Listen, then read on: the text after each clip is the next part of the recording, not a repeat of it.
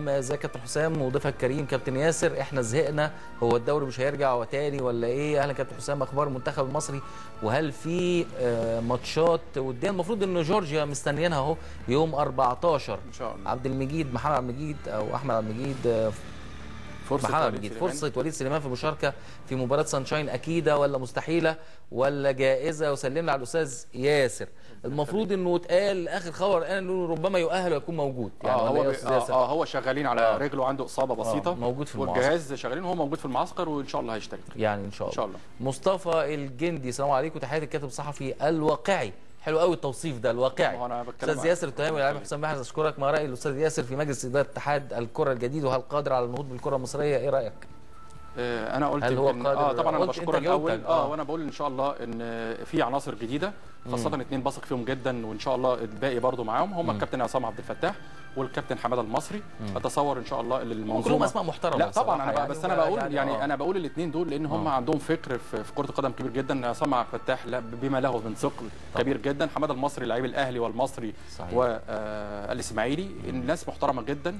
ان شاء الله بالخبره التراكميه دي هيقدروا يعملوا كتير قوي للكره المصريه. كان زميلنا ناصر صادق رئيس تحرير الحلقه كان عنده مقاله يعني نشرها في عدد من المواقع والصحف عن نادي الاعلاميين وانتقاده لبعض الاخطاء. ونادي الاعلاميين هو نادي المفروض يعني اسس لخدمه الاعلاميين العاملين باتحاد الاذاعه والتلفزيون.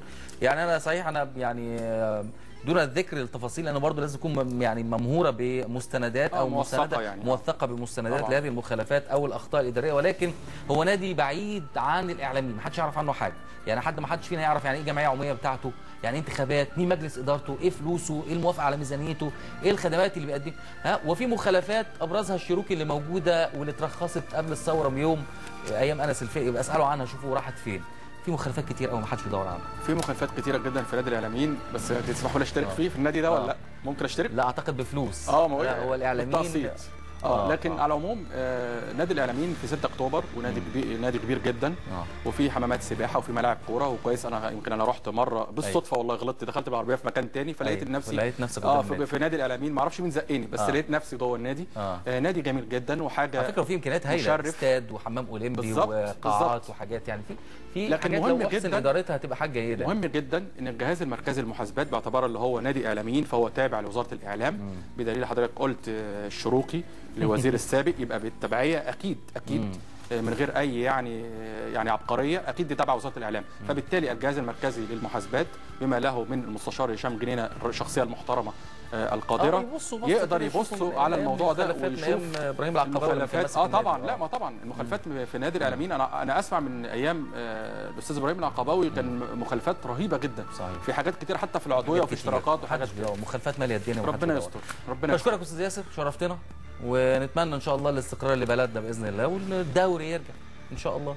يعني عشان يبقى المستحيل لا يبقى ممكن يعود زي ما ان شاء الله باذن الله. طبعا انا بشكر حضرتك جدا وبشكر كل الساده المشاهدين اللي حضرتك سمحت لي بالفرصه دي.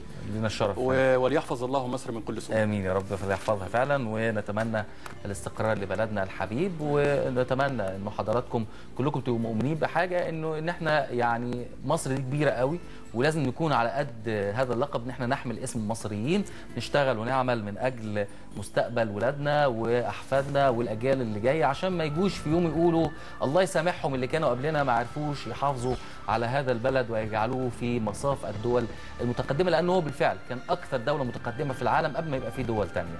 ده التاريخ بيقول كده. هذه الحلقه تعاد في 9 من صباح السبت. بشكر حضراتكم، الى اللقاء.